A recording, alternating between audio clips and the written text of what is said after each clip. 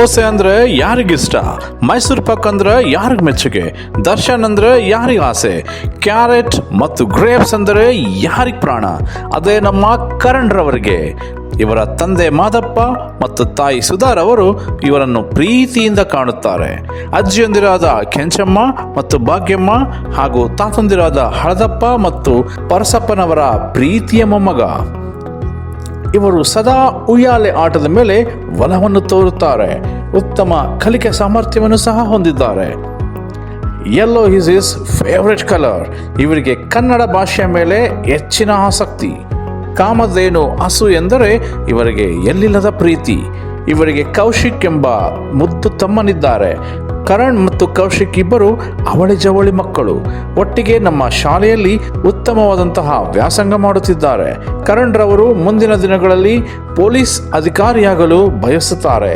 ಉತ್ತಮ ಪೊಲೀಸ್ ಅಧಿಕಾರಿಯಾಗಿ ನಮ್ಮ ದೇಶ ಸೇವೆ ಮಾಡಲಿ ಎಂಬುದು ಪರಿವರ್ತನ್ ಬಳಗದ ಆಶಯ.